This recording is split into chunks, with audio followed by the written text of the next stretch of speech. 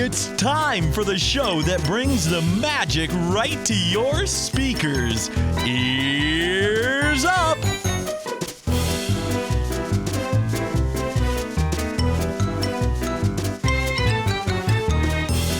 Taren stinks. That's not what it is.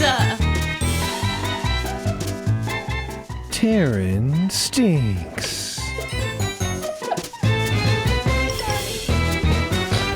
Whoever that guy was that wrote in ruined it. Ruined everything. He made it.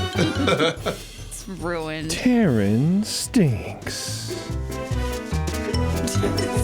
Stop it. This is going to keep happening. Taren stinks. Hey, everybody.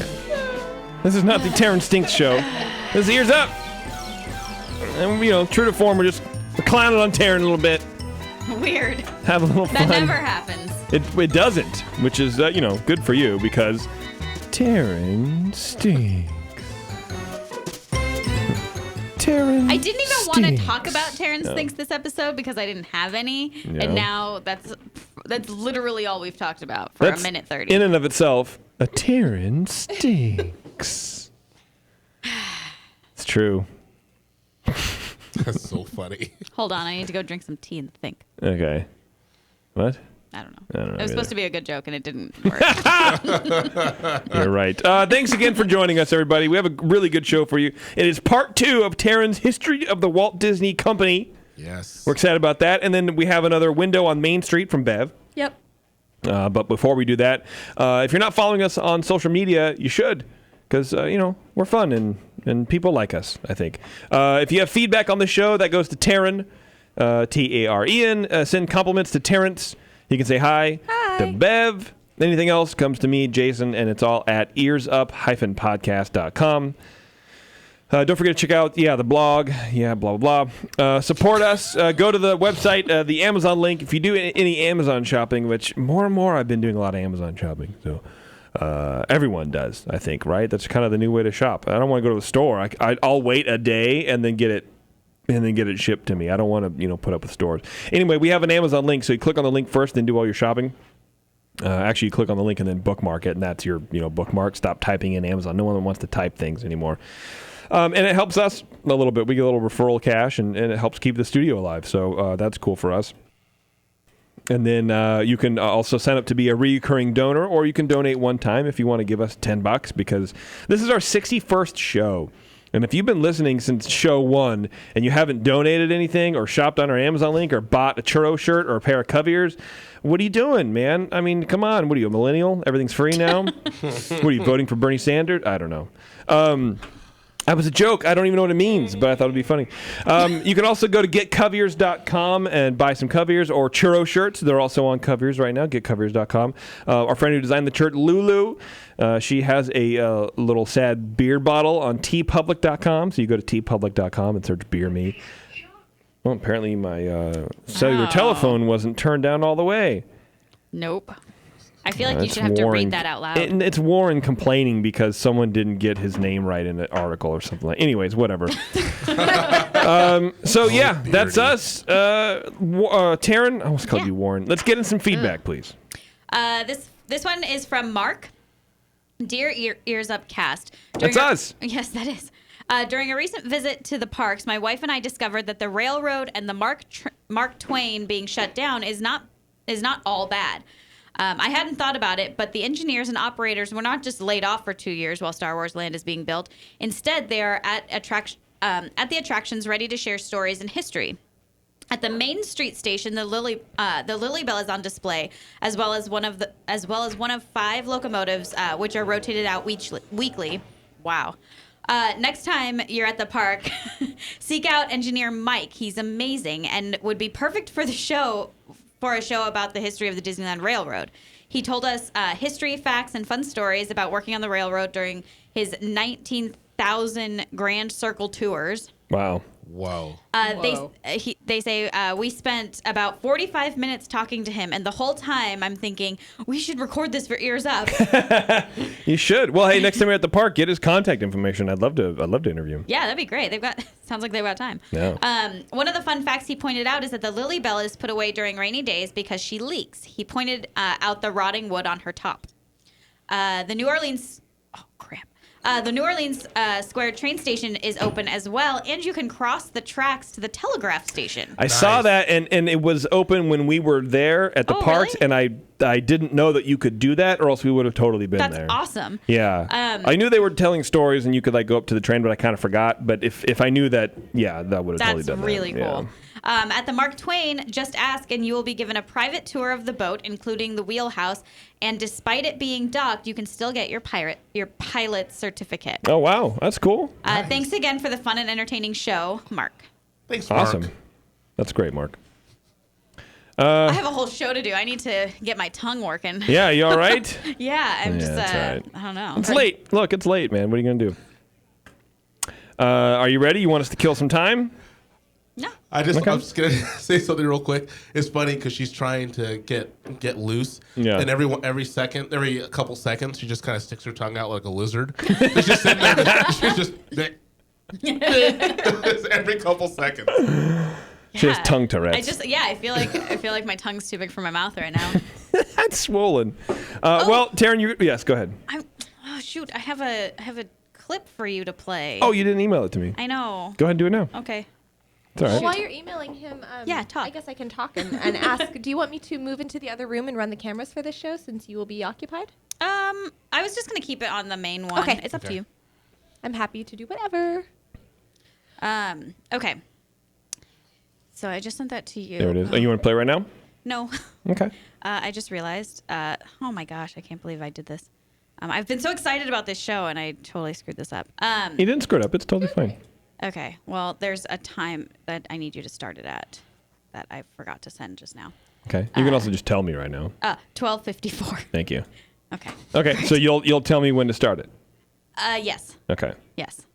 See, folks, some shows edit their shows, but honestly, I don't like that. I like that you heard all of this because this is what happens, and it's just what happens on shows, man. We didn't do that forever, man. This is live radio. Well, first, I'm glad it is now because like the first several episodes. I mean, spoiler alert. A couple. Yeah, not too many. It was edited, and so it didn't feel. It felt like we could mess up and then just start over if we wanted to. But I like this. Well, and to be honest with you, I did that on purpose. You all right, Bev? That hurt. Right. Oh. I did it on purpose because I wanted us to get comfortable working on the radio and comfortable with each other, and it was mainly just editing out the ums, right? Because there were big pauses, and it just radio's not easy. It takes time, and so you edit all that stuff out, and then now we're okay with ourselves. Now we're pretty decent. Yeah, you're right. Taren, are we ready? And speaking of which, I just sent you the actual time, and I realized I changed my timeline around. Okay, that's all right. Okay, so there's a new time, same video, but different time. Okay, anyway, let's start this. Whoa. A couple episodes ago, I took you guys through the early history of the Disneyland company up until Disneyland was built. And I just want to take this opportunity really quick to remind you guys that my intention with this series of episodes is not to give you the history of Disneyland. This one specifically is not the history of Disneyland. It's that's pretty much, I think, what our podcast is. Yeah. Well, not all of them, but our history episodes are the history of Disneyland. Mm-hmm. So this is actually a focus on the history of the Disneyland company the Disney company during the time that they were building Disneyland. So I just wanted to remind everybody of that. Okay, perfect. So Raleigh Crump, we all know him, once described Disneyland as a salad. He says you have croutons, garlic, oregano, you have lettuce, and you have tomatoes, and that represents Disneyland. Other theme parks are just lettuce and tomatoes. At Disneyland, everybody likes something in the salad. And I thought that was an interesting way to look at Disneyland because it's true. Other theme parks are just, one or two things, and hopefully you like them. But Disneyland, everybody likes something there. So I really liked that. So if you're listening to this podcast, it's probably a safe bet that you have been to Disneyland, are planning to go to Disneyland, or at the very least you want to go to Disneyland. Yes. Well, here's something that I want you guys to think about. The place that we all love and cherish, that we talk about, when Walt first, or that whole thing didn't almost exist. Disneyland itself almost did not happen at all. Mm-hmm. When Walt first approached people with his idea to open a theme park, he was hit with a lot of criticism. People said things like, "You're wasting your money on things that won't generate revenue. Fancy landscaping is ridiculous. People will trample the flowers. You can't operate an amusement park year-round. Interior details of the restaurants are too expensive. Custom rides are too expensive. Stick to what you know. No economic reason to build a castle. Customers won't care." These are the things that he was hit with. Thankfully, Walt was confident in his idea, and he wasn't going to let naysayers stop him. So our story begins in the first business quarter of 1952. Okay. Go way back. We're going way back. Walt Disney Productions is booming. Mickey Mouse is a household name. The natural lull in business due to World War II has ended. Several films are being nominated for Academy Awards. Some are even winning. Things are great for this company. It's been no secret that Walt is always looking ahead. I don't think it's that he's not happy with the success that he has. It's just I think it's more that he gets bored. Right. He just doesn't want to settle for what's great, you know? He doesn't, I think, want the brand to get boring. Mm-hmm. I have a feeling he sees that in other brands, and he doesn't want that to happen. Yeah. But either way, he's ready for something new. So even though things are great, he's ready for something new. According to Walt Disney, his idea for an amusement park came to him while he was sitting on a bench at Griffith Park watching his daughters on the merry-go-round. Walt envisioned a park where his cartoon characters could come to life and interact with guests, where rides were unique, and sanitation and presentation were priorities, where details mattered, and where young and old alike could have a wholesome, fun time together. So he got to work. Originally, Walt thought that this park could be on the Burbank Studios lot. As his mind wandered, however, it soon became clear that 8 acres wasn't going to be nearly enough for this vision that was sort of forming in his brain. Yeah. Walt began to imagine that visitors would walk down an old-fashioned American Main Street towards 4 distinct areas, each of which would offer a different escape from reality. And of course, the entire thing would be surrounded by a full-size train. Of course. He wanted to create a true American euphoria. Mm-hmm. So with this idea in tow, Walt is ready to find the money to make it happen. So this is where the story really begins. In late 1952, Walt forms WED Enterprises and Retlaw to help finance his idea for Disneyland. So we've heard this story before. Yeah, that's what everyone knows, or at least not everybody, but that's the story that's passed out. Yeah, for sure. Yeah, so it's better to separate the park from the production company, especially since he wasn't getting the full support from the production company anyway. Right. Well, it turns out that there's actually a lot more to this story than you would find on Wikipedia. I always thought that Roy didn't like the idea of Disneyland, or more to the point, spending so much money on such a risky concept, but kind of went along with it anyway and helped Walt find financial backing. Yeah, because he was the money guy for the company at the time, right? I think, right? And so, that makes sense. It makes financial sense. Well, we're not really. Let's question your motives real fast. Not your motives, but let's push back on your idea because that's a lot. It's a huge investment. It's fiscally irresponsible to build something of that magnitude. Yeah.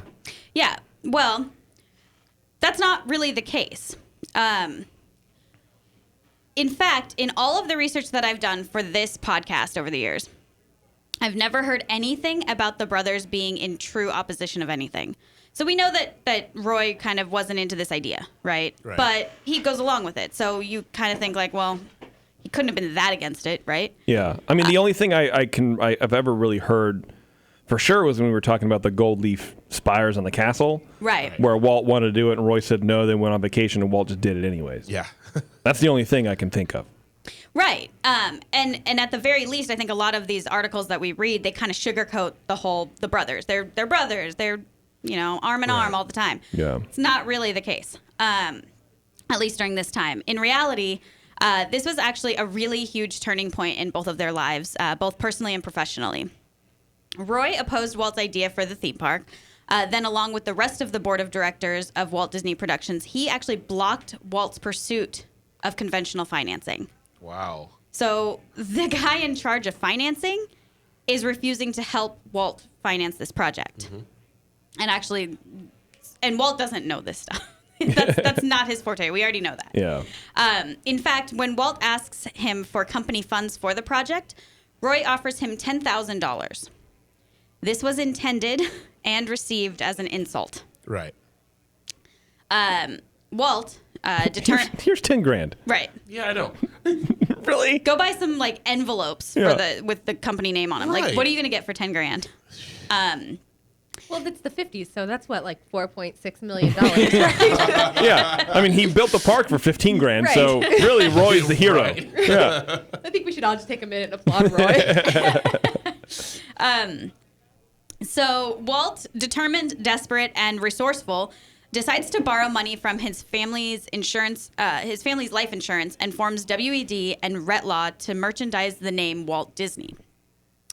So WED is Imagineering before Imagineering existed, Right. essentially. All the sketches, models, ideas, rides, etc., are conceptualized and later created under this company. With the formation of WED, Walt is essentially cutting out Roy, the corporate board, and his wife Lillian completely out of the Disneyland project. Wow. They can't even touch it. Because Walt is contracting WED to do it, and the board doesn't have governance over Right. that decision? It's his company. Two Okay. separate entities. Right. Yeah. Right. He Okay. has full. Yes, exactly. Retlaw. Sneaky. Brilliant.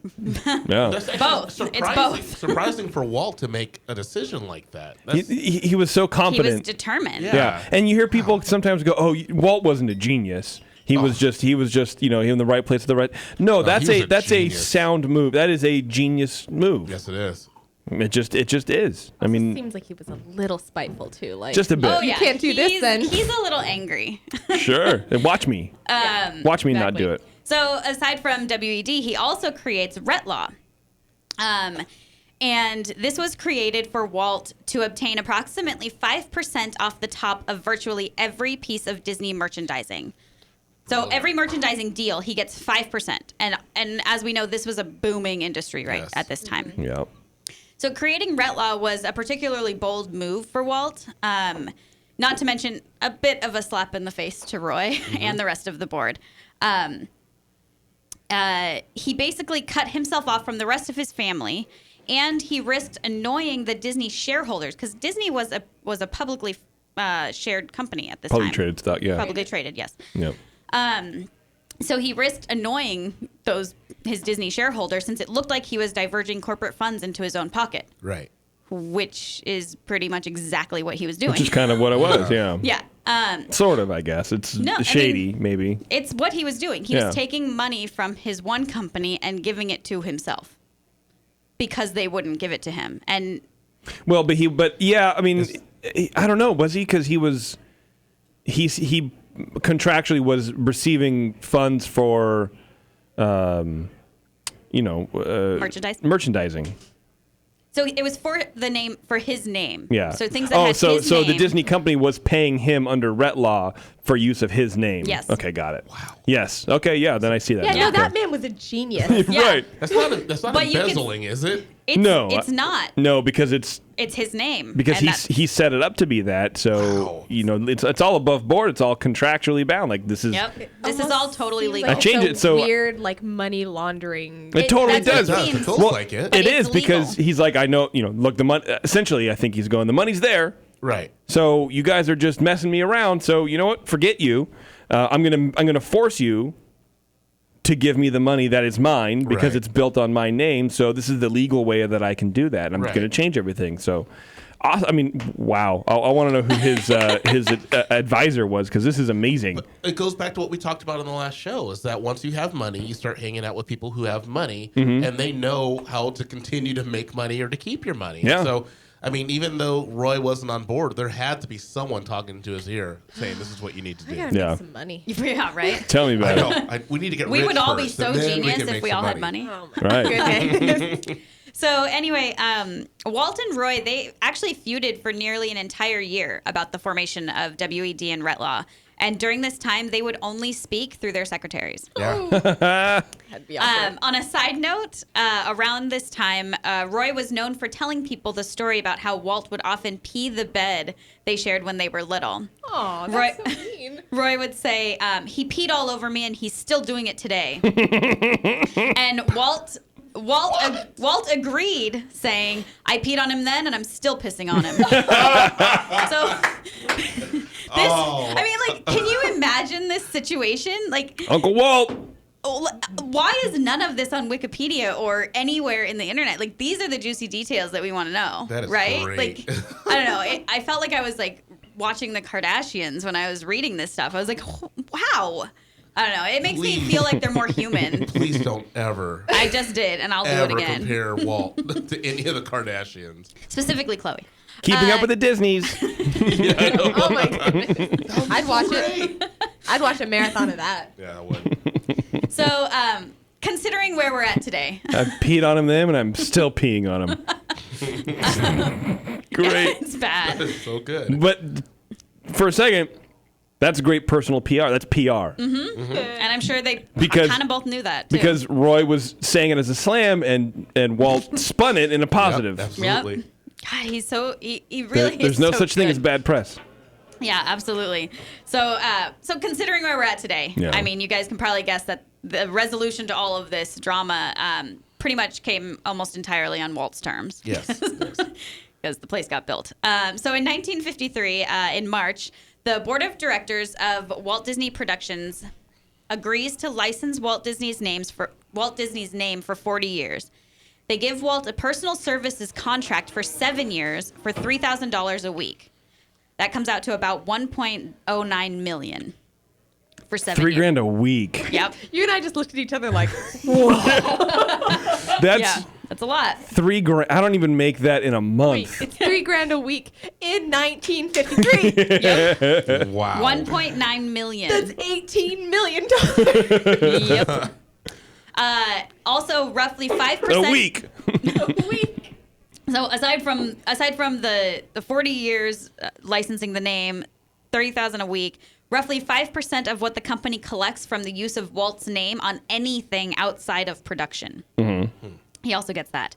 WD Enterprises would design and build attractions for Disneyland Park and sell them to the Walt Disney Productions at cost plus overhead. Say that again. So WD Enterprises, they're going to design and build the attractions for the Disneyland Park, but Okay. then they sell them to Walt Disney Productions at cost plus overhead. Right. Okay. At So- cost. Okay. yes. Okay. So basically, WD can't really make a profit off of it. Yeah. But they're allowing him to kind of keep this company. Right.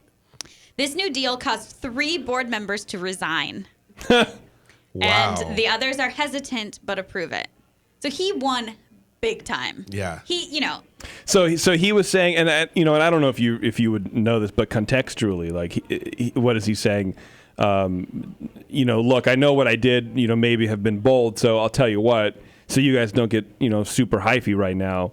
I did it. I went there. I left. We're in the Bay Area. Where you going? So you guys don't go crazy. Wed won't take in a profit. Right. So he can at least keep his board happy, because he still has to do that. And Right. he knows he was kind of pushing the envelope a little bit. So he was like, okay, look, we're going to slow down on this. We won't make a profit at all, but I'm keeping everything. Right. And he still Okay. gets his 5%, Yeah. which he can put towards building the park and all this stuff. So Okay. he's pretty much getting most of what he wanted, but he is sacrificing little bits here and there. Okay. So at this point, Roy and the board of directors, they're back on board, kind of, I guess they have no choice at this point. Exactly. Who's going to resign from a cushy Disney board? Apparently 3 people. 3 people. 3 people, yeah. I wonder where they went to now. I was just thinking. Let's do a where are they now on the 3 board members. Who are these guys? Yeah. Like, I think I saw one of them bagging my groceries today. Probably. So nobody's really especially enthusiastic about this project, and many people think Walt has officially gone off the deep end. But well, Blobber's in the chat, and he goes, he failed so many other times. Can you really blame him? Yeah, it's Right. true. But at that point, he's been succeeding. He's been succeeding for 20 years. Right. Yeah. Right. So Exactly. yeah, you give him some leeway. If the guy's name is on the company, you let him do whatever he wants. Kind of. That's just what you do. Or he's just going to do it himself. Right. So, I lost my place.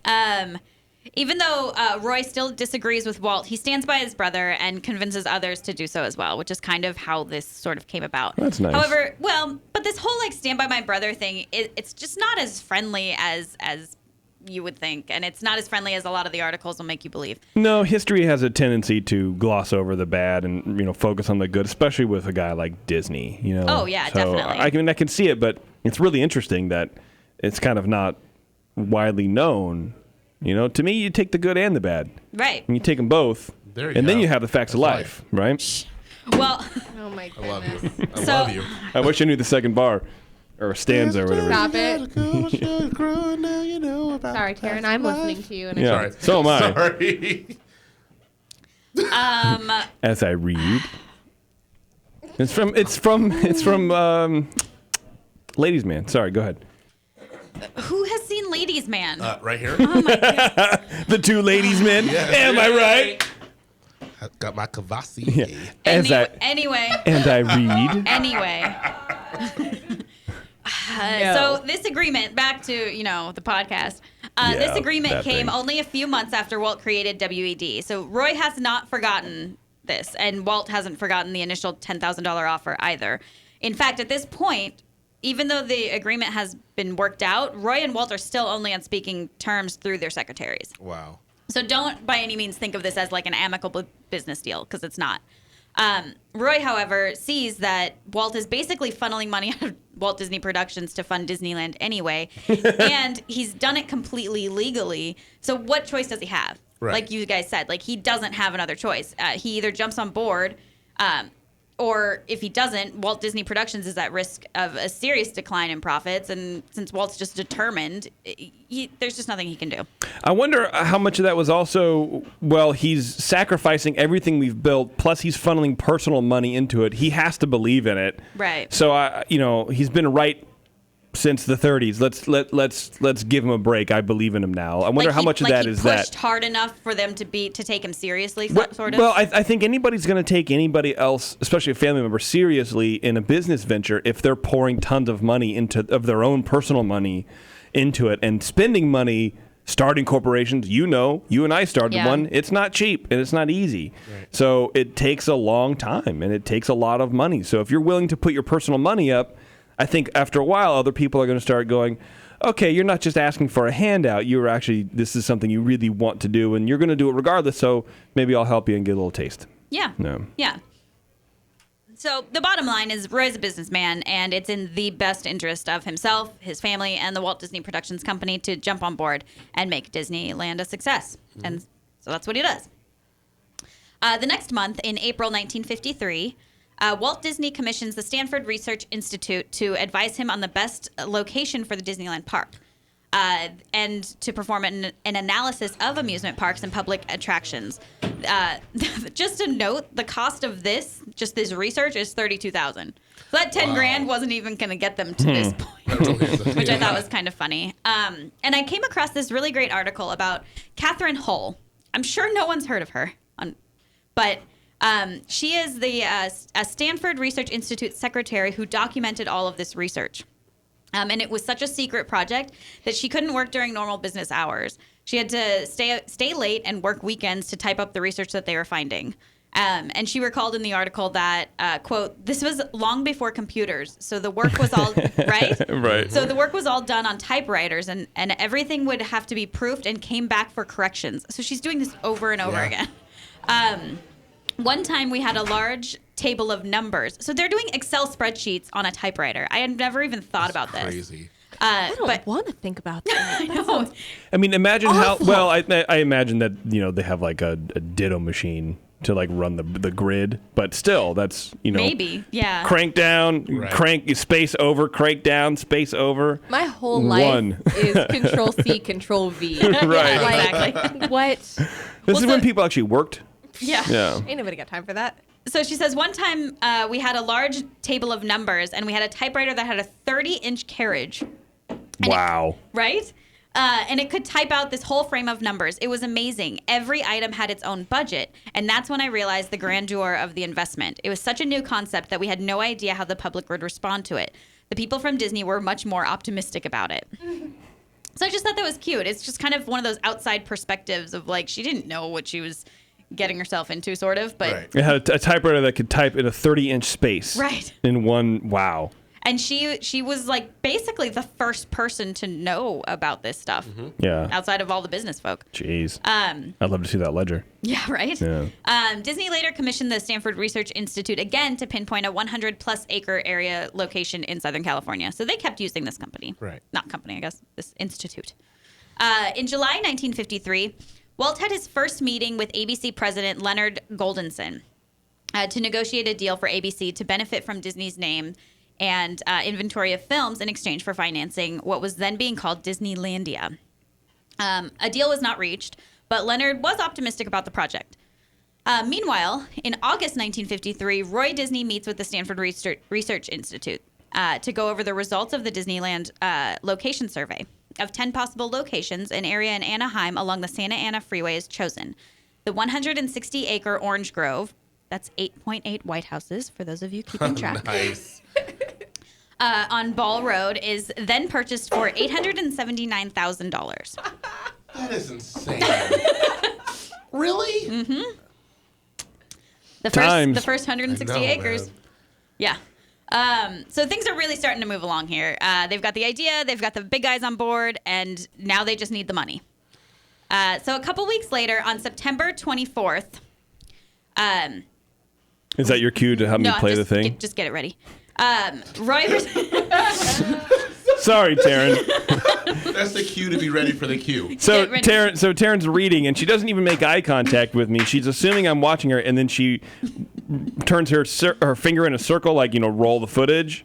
But that's not the cue to roll the footage. It's the cue to get ready to roll the footage. It's a pre-cue. I needed to do the Wayne's World, the 5, 4. I needed to do that. Yeah. That's where Or known You as don't say 2 or 1. or known as the production. But yes, go ahead. Okay. Anyways, we're not there yet. I will point to you. Do me a favor because we're not ruining anything. Don't worry about it. Just tell me when to do it. Don't point to me because I might not be looking because I'm also running the show. Okay. Okay. So a couple weeks later, on September 24th, 1953, Roy receives word that there are prospective financiers in New York who want to meet next week. That's my wife. He contacts Walt, asking for a visual presentation to take. So 2 days later, on September 26th, Walt Disney discusses his plans for Disneyland with Herb Ryman. Go for it. Play the clip. Yes, please. Okay. I wasn't ready. You didn't tell me. Talent of them all was Herbie Ryman. I was curious why Walt wanted to see me. And he said, Herbie, he said, I'm going to do an amusement park. Roy has to talk to the bankers. We've got to show them. We've got to show them what we're going to do. And so I got excited, and I said, well, gee, I said, I'd like to see it too. And he said, you're going to do it. I said, no, I'm not. You've known about this for several weeks. Now, why do you wait until Saturday morning before the Monday to expect anybody to do a good job? And he went over and stood in the corner. And he kind of turned around and looked at me, and he said, will you do it if I stay here with you?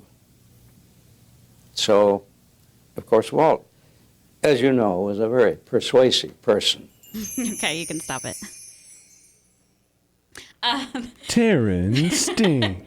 So, Herb Ryman, over the course of these 42 hours, the two of them create a 43 by 70 inch detailed aerial view of Disneyland. Wow.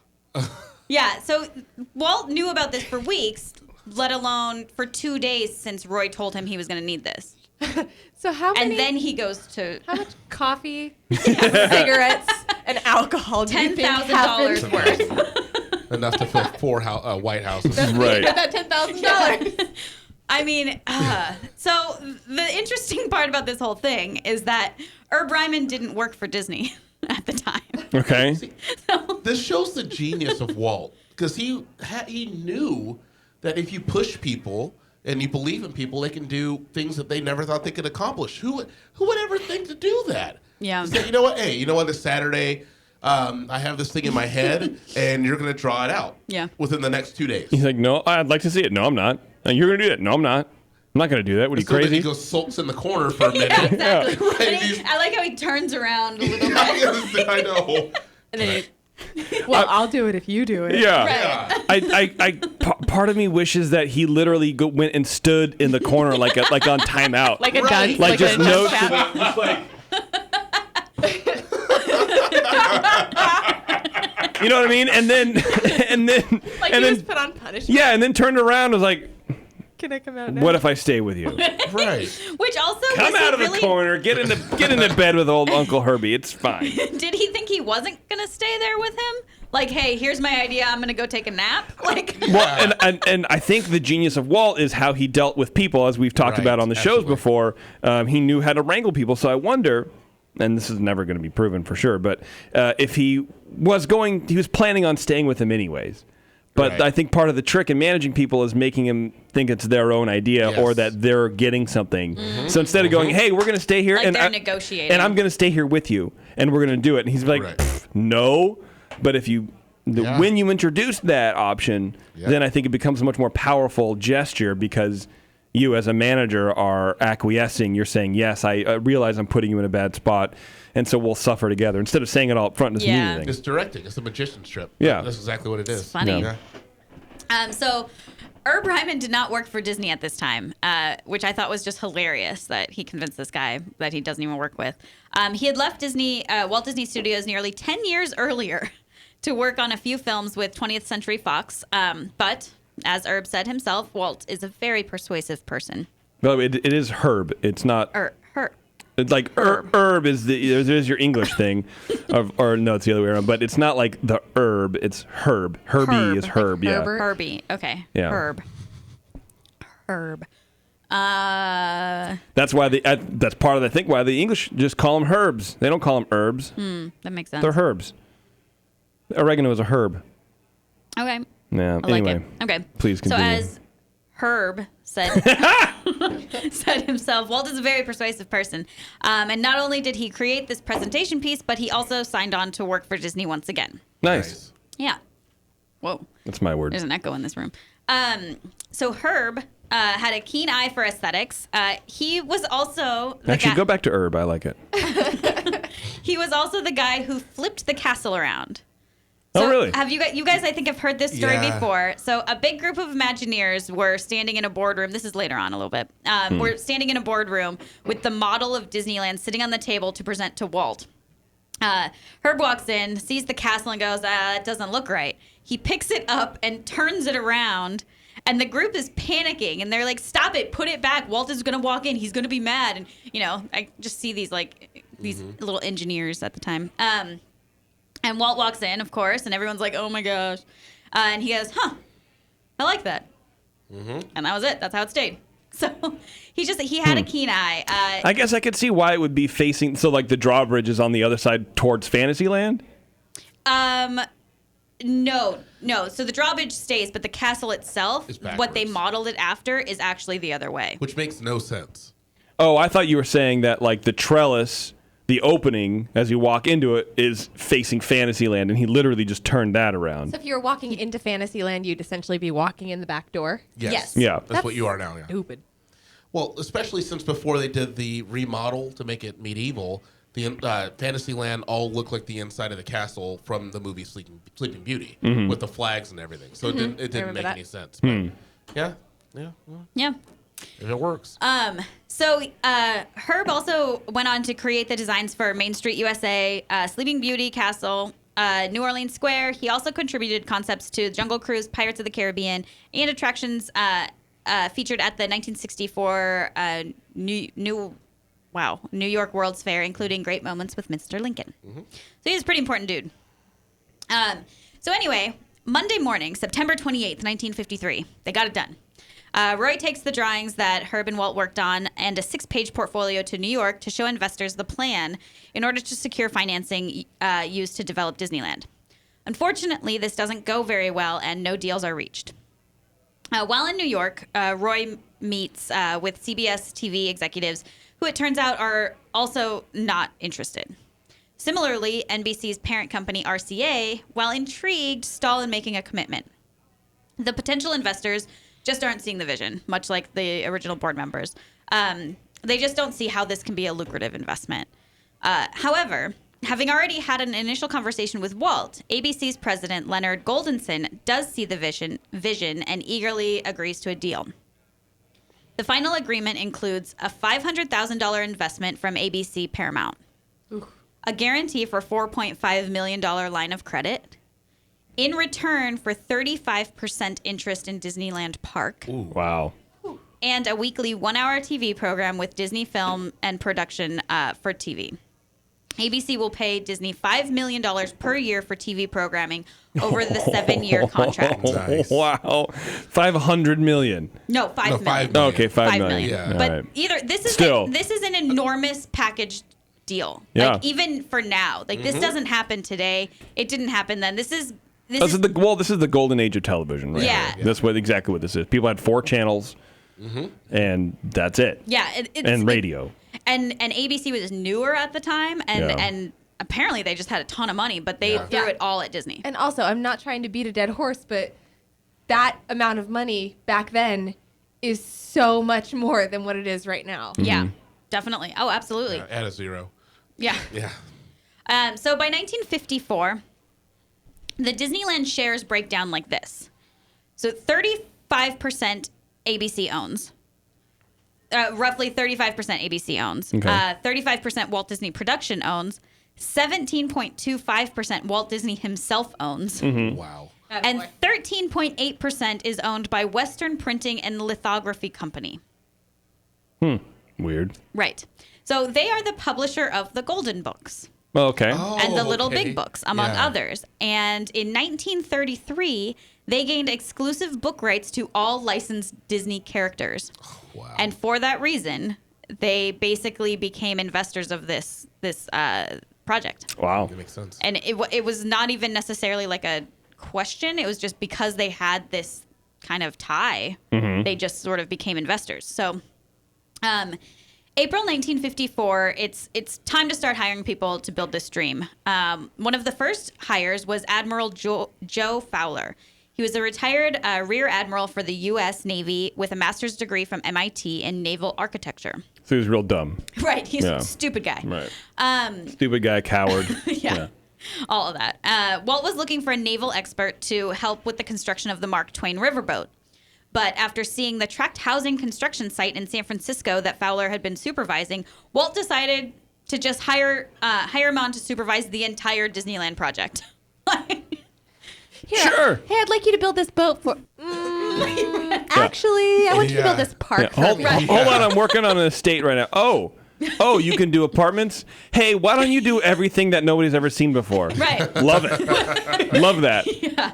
It's just insane. So Keep me updated. Right. Peace. I'm going to go try to find a petrified tree. Right. I'm off. Yeah, exactly. I'm out right now. Yeah. I got things to do. Yeah.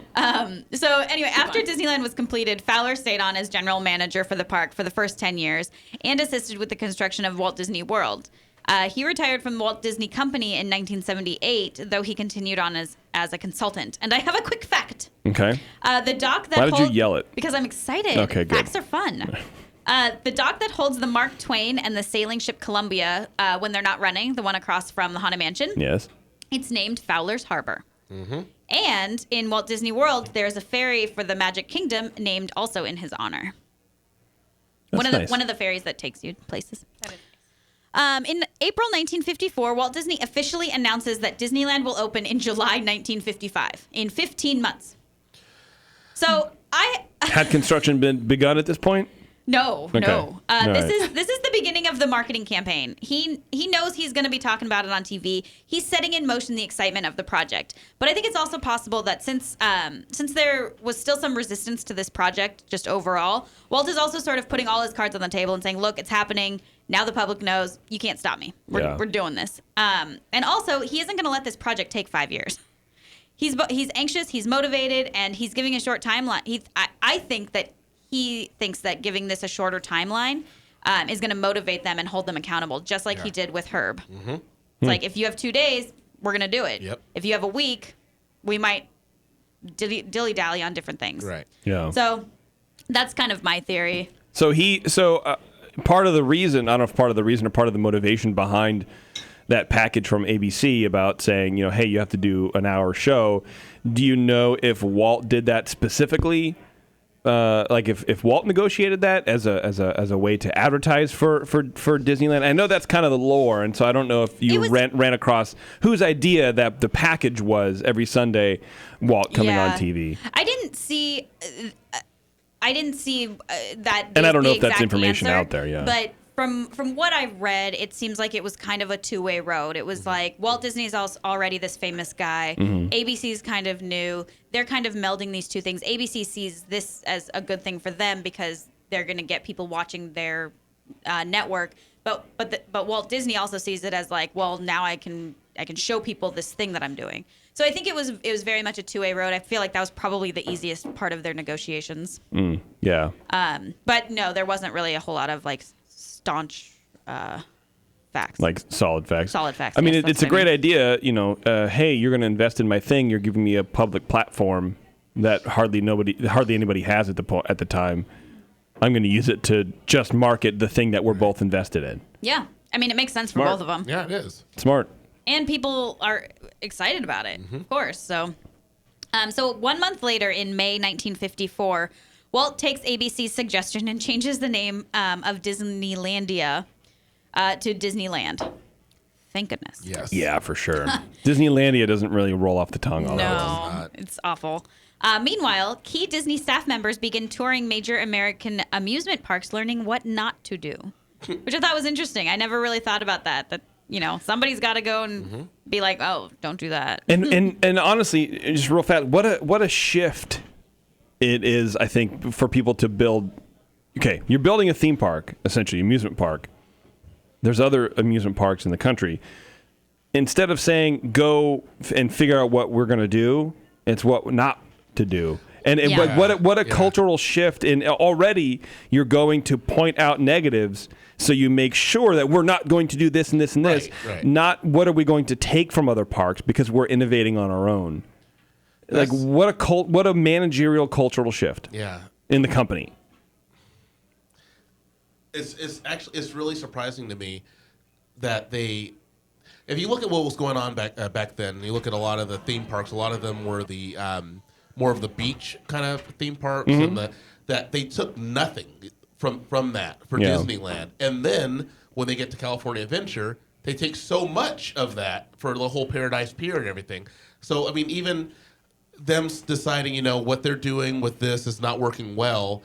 It was great that Disneyland didn't incorporate it, and then they say, well, what they did with that didn't work well. Now we'll make it work well for ourselves. So it's fascinating. It's absolutely fascinating. You're right. I've never heard of someone going in there and saying, okay, what are they doing wrong, and make sure we don't do that. Yeah, it's like you open a restaurant and you go to every restaurant in town and tell me what not to do. Nobody would say that. Everyone would go in and go, this is what you would do. You would go go to the top 5 restaurants, go on Yelp, give me the top 5 restaurants, and go and see what we can copy from them. Yeah, what did they do well, and how can we improve But it? that's not innovation at all. That's just copying other people what they're doing wrong. Right. Anyway, Yeah. I'm sorry, go ahead. That's okay. That kind of stuff, managing is amazing, inspiring. It is very interesting to me. And Walt was great. He was the king at it. He just was. I know. I wish he had written books on managing or something. I wish he had too. As a manager, I wish he had too. Right. About a month later, on July 16th, 1954, the first orange tree is removed and excavation at Disneyland has begun. Nice. So there it is. 3 months later, on October 27th, 1954, the ABC network airs the first Disneyland TV show. Approximately 30.8 million American viewers watched the show. It's pretty big numbers. Do you know how many people, I think you know, guess how many people watched the Disneyland 60th Oh, I don't know. special? How many was it for that? This was 30.8 million. 2 people. Me and Jason. 73 million? 73 million? Yeah. How many people watched that? 30 million?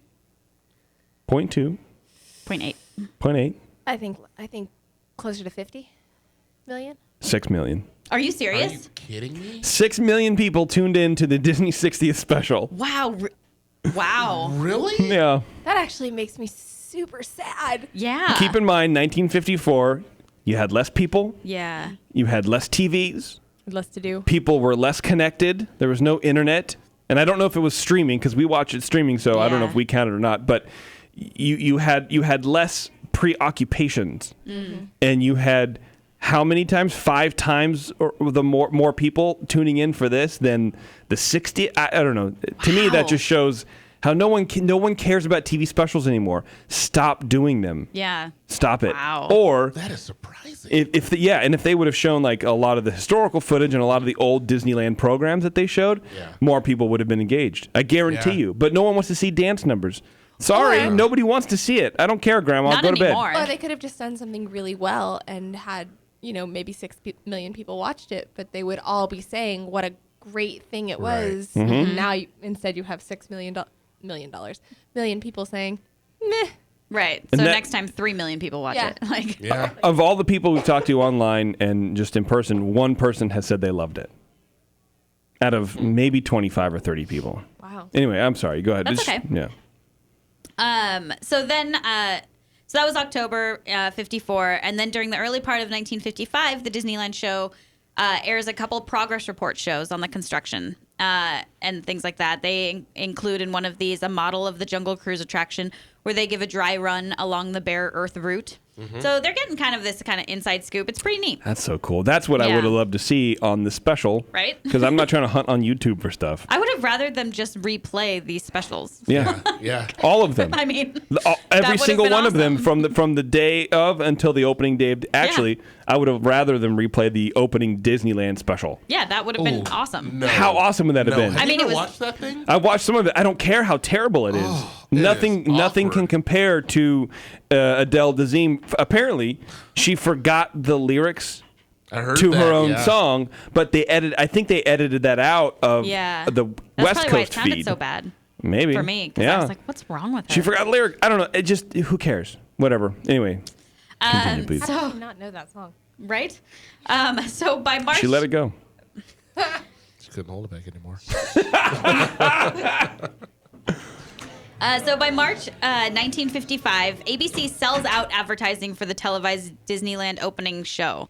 This is like the Super Bowl. Right. This is and they sold it out 4 months prior to the thing. Jeez. So it's clear that marketing is working and people and companies are not only getting excited, but they're starting to see the vision and see the potential success. Like this is no joke.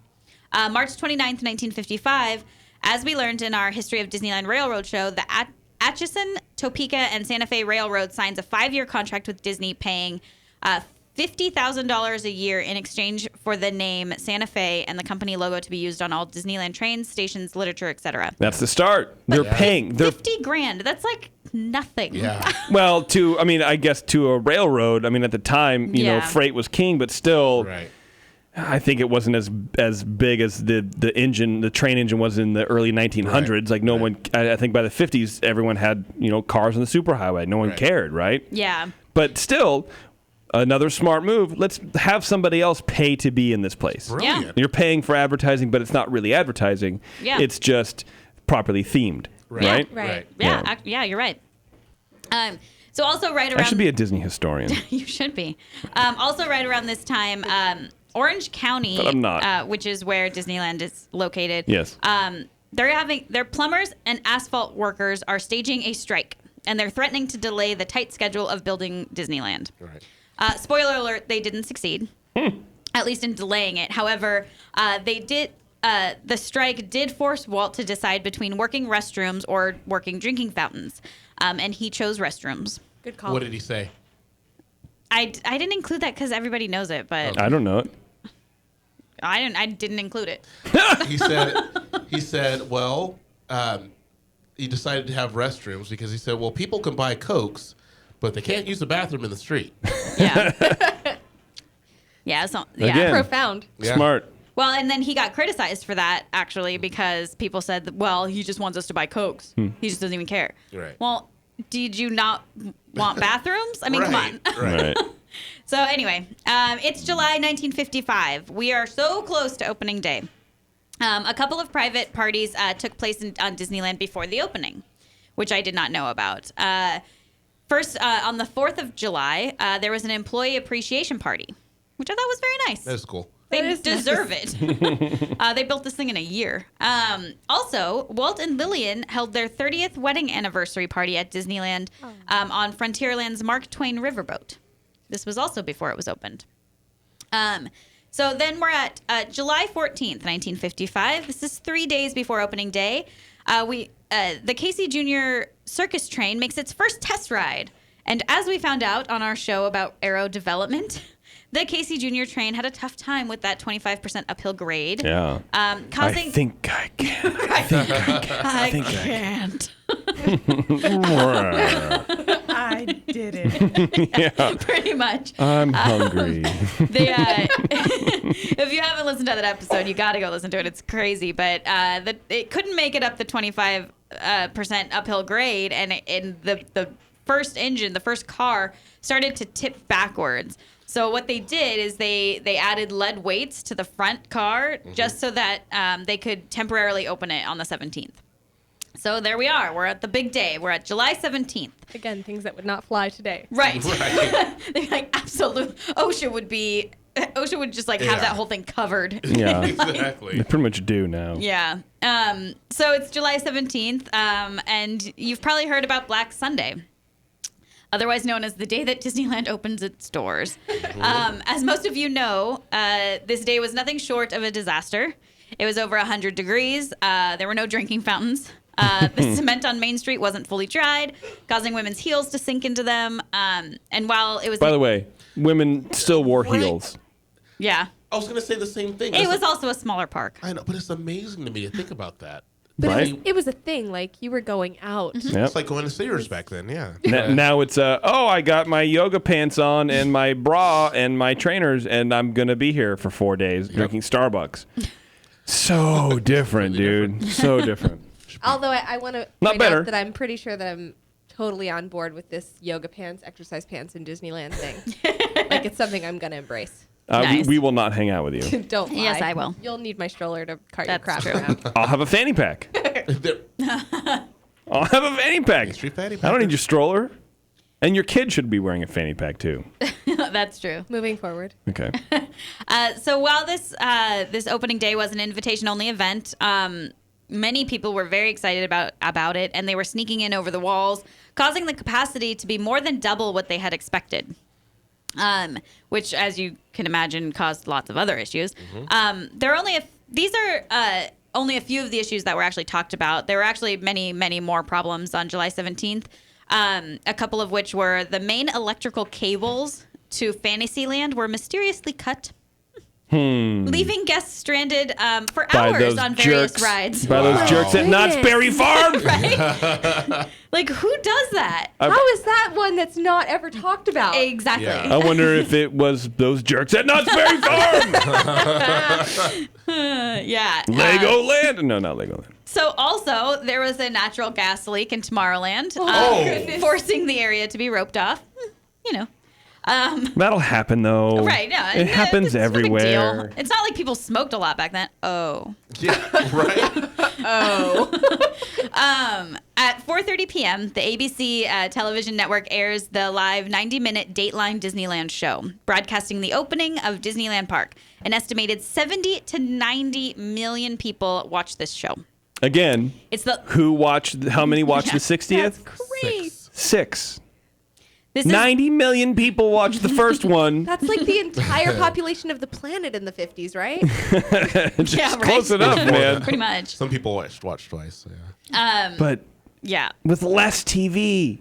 I mean, they had less to do, and we have more right. distractions, but with less things, I don't know, man. It blows me away. It was an event. It was an event. It was a big to do. Yeah. Yeah, so this show also had a lot of hiccups, even though they had been rehearsing this for weeks. But it's live TV, so there were wrong cues. Cameras were rolling before speakers were ready, or speakers were talking before the cameras were rolling. Pretty much this day, everything was a mess. It's brutal to watch. It really is. It's difficult to get through the whole documentary.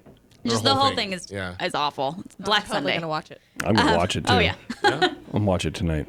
So the next day, July 18th, 1955, Disneyland. This is actually Disneyland's opening day. Just FYI, this is the day that it actually opens to the public. Yeah, they had the preview day before, right? Right, Yeah. so- which I don't mean to cut you off because I keep doing that all the time, but there was one of the things in the 60th show that they replayed from the opening day.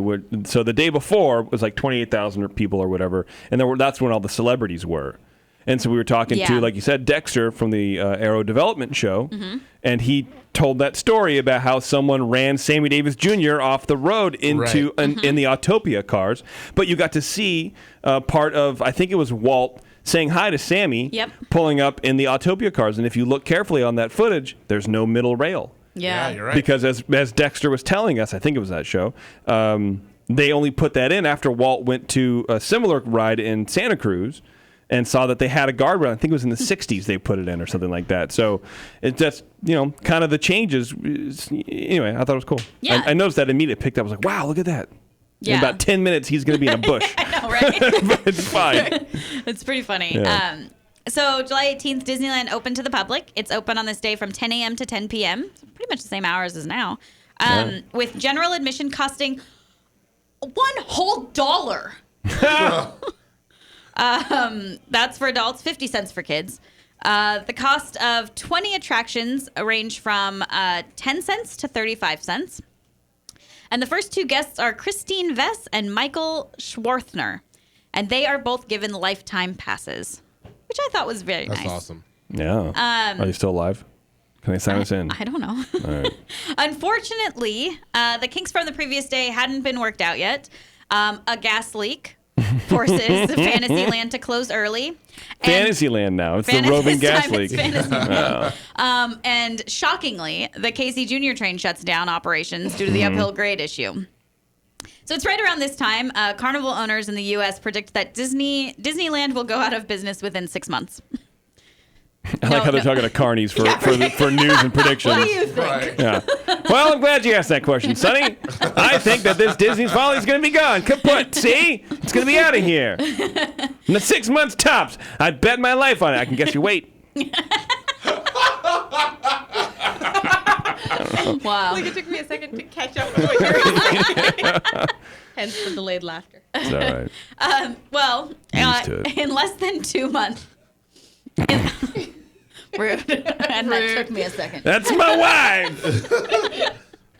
Less than 2 months after the carnies said all those things, it was September 8th, 1955, when Disneyland welcomed its 1 millionth visitor, Elsa Marquez.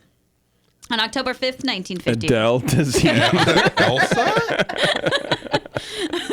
On October 5th, 1955, even though it's not even finished being built, and after numerous setbacks, including labor and material shortages, the Disneyland Hotel opens for business on a 60-acre site next to Disneyland.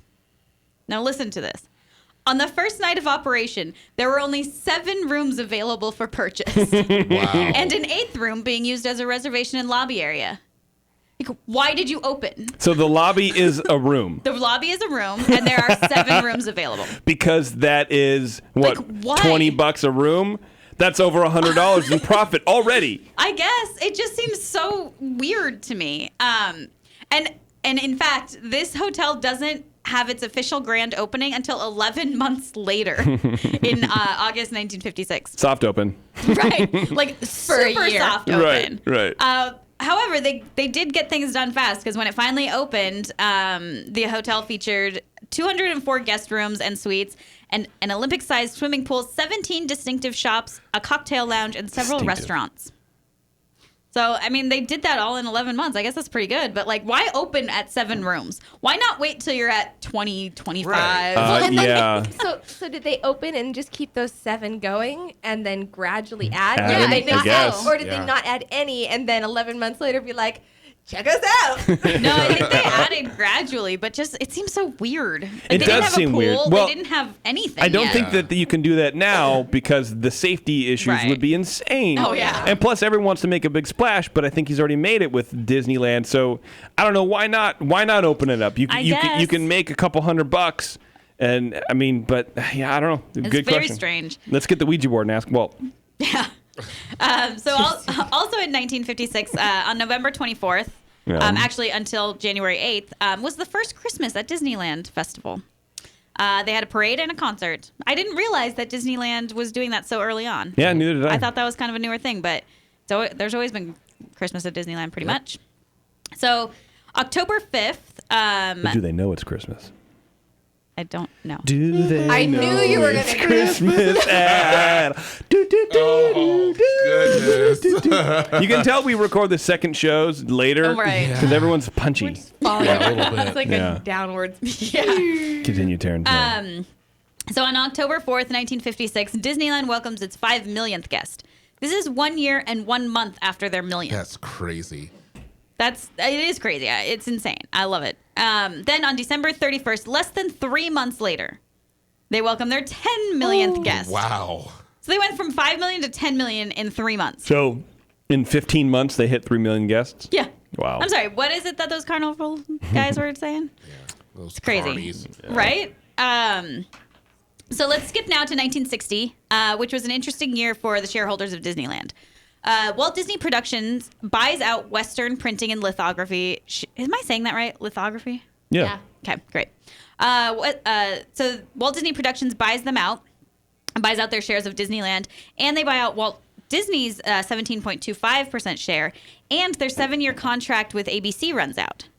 So now, Do you know how much Disney sold his shares for? no. Okay. This That'd is, be a good number to find. Yeah. Yeah. That makes Disneyland Inc. a wholly owned subsidiary of Walt Disney Productions. Snap. Which, yeah, right? Like, what is Walt thinking at this point? Like, is he running around like, I told you so, I told you so? Because Yeah. he did. He has to. I I mean, think he was Googling islands in the Bahamas to buy. his I'm sure he, chest is well, like they didn't have so- Google. It was Bing at the Oh, time. he was yeah. Bing. Okay. Right. Yeah. He was AOL. calling his friend Bing Crosby. Yeah. Right. And he goes, That's who it was. It was literally big. yeah. And he's like, I don't know. Get on Netscape. Ooh-doo-doo-doo. Ask Frank. Yeah. Sorry. That's okay. Also in 1960, the Atchison, Topeka, and Santa Fe Railroad Company renew its contract with Disney for a second 5-year term, paying now $75,000 for the first 3 years, then $100,000 for the last 2 years. Somebody tell me what I just said. Wasn't you? Oh, to be honest, I'm thinking about my Bing Crosby impression and laughing real hard. We've lost it, everybody. Sorry. I'm tired. Go ahead. Sorry. The Atchison, Topeka, and Santa Fe Railroad Company, they renewed their contract for $75,000 for the first 3 years. Oh, so it's more now. Now it's more. Okay. That's for the first 3 years. Then Awesome. $100,000 for the last 2 years. Okay. Wow. Yeah. That's a big They jump. doubled it. Pretty much. Well, I guess you got the numbers. Like, look, we have Right. 10 million people in We a got year. somebody Exactly, else's name up exactly. there. Yeah, in 3 years, who knows how many people we Could have. be So the let's Dole go. Railroad. Dole Railroad. I don't care. I'm Bob Dole. Ride my railroad. You need somebody turn off his mic. Jeez. I'm Bob Dole. There's a pencil stuck in the front of. Never mind. Sorry, go on. We are like Ride my a railroad. paragraph from being done. I will tell you.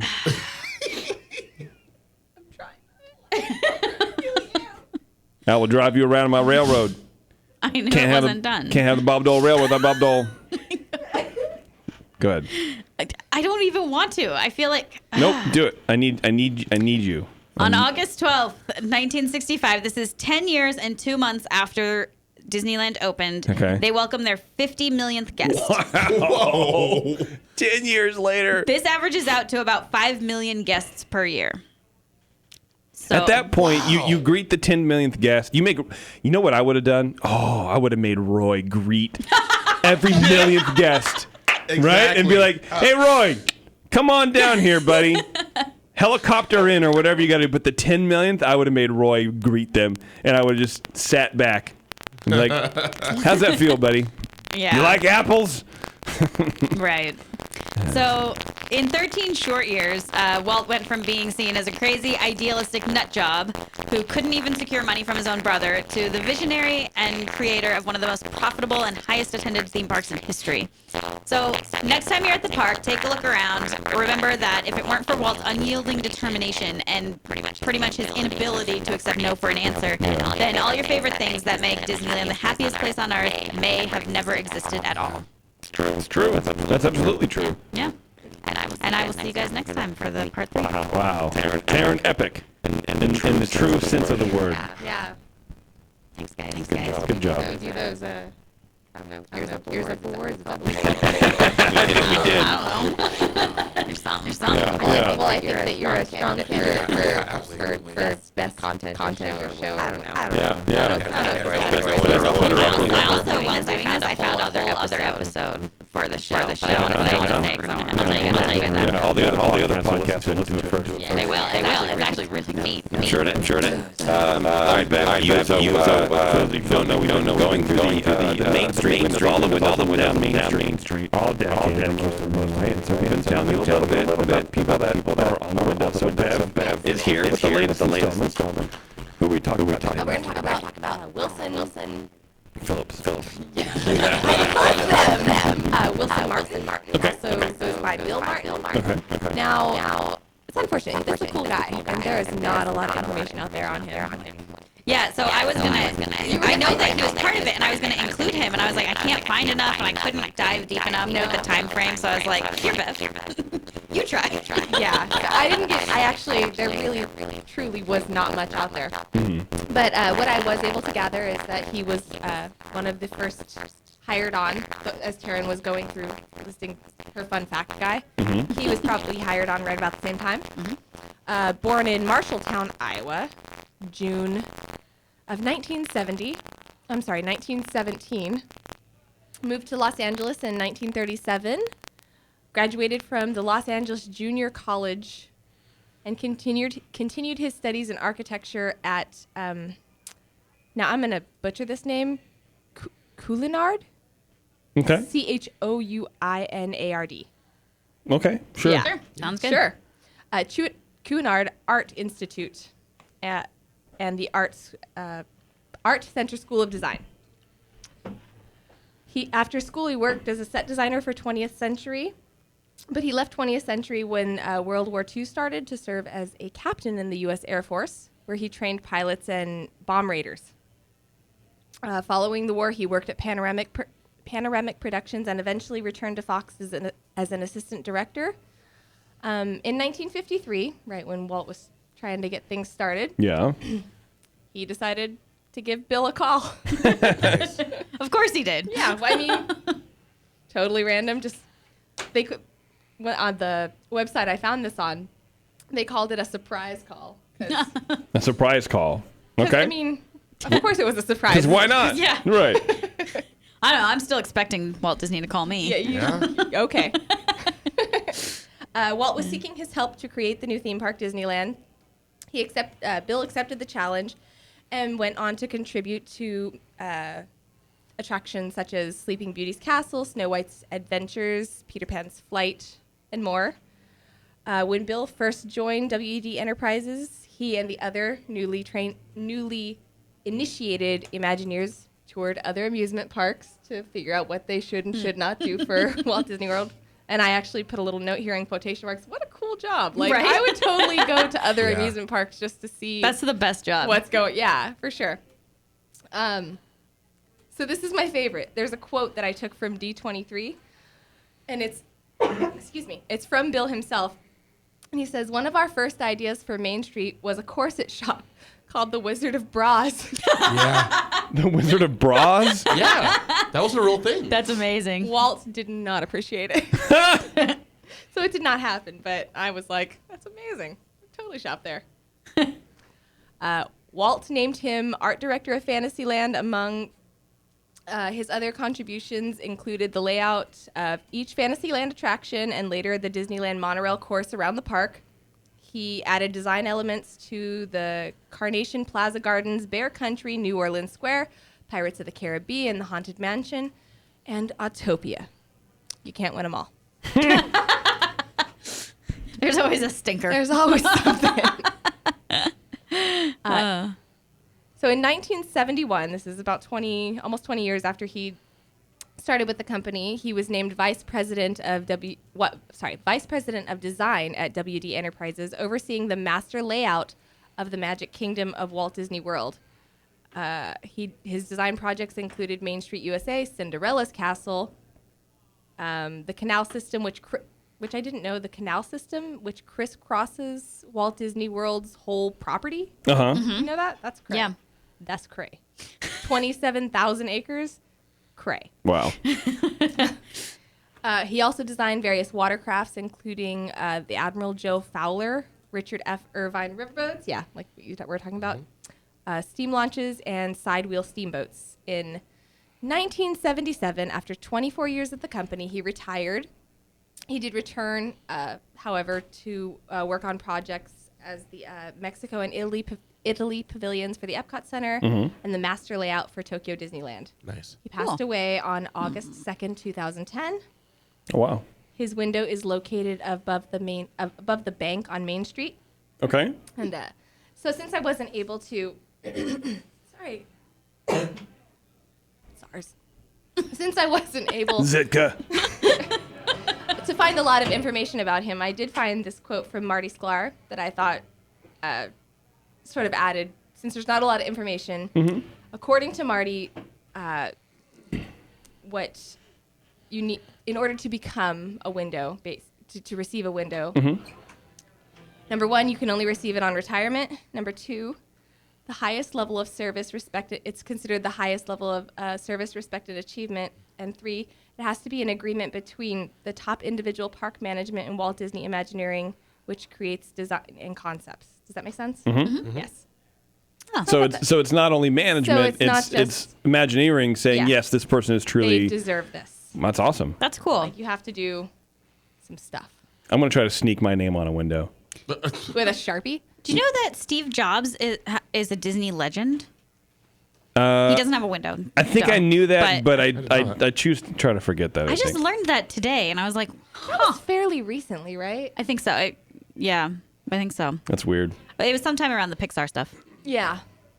All right, time for the fact of the show, and then we're going to get out of here. It's another little long one, but I don't know. I think it's cool. By now, we all know how Mickey Mouse was born out of desperation after the rights to Oswald, the Lucky Rabbit, and most of Disney's animators were lured away by Walt's distributor at the time. But what we may not know is that Mickey Mouse was almost unwanted.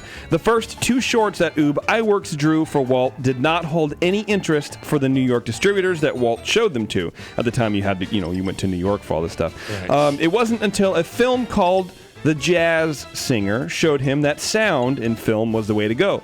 After this, Walt, and Roy spent hours in Walt's garage recording sound for the latest Mickey cartoon in production, Steamboat Willie. Their efforts were so welcome and caused Steamboat Willie to become such an instant hit that they went back and added sound to the first two shorts, which of course helped their box office returns immediately. So you can thank The Jazz Singer for Mickey Mouse, essentially, because if it wasn't for that movie showing Walt the way of sound, I think he would have died out and Walt would have had to, close up shop or come up with another character or something like that. That's pretty awesome. So there you go. Anyway, everyone, I appreciate you guys hanging out with us. Taren, I think you did a great job. Thank you. And stay tuned for the next episode. And until then, we'll see you in the parks.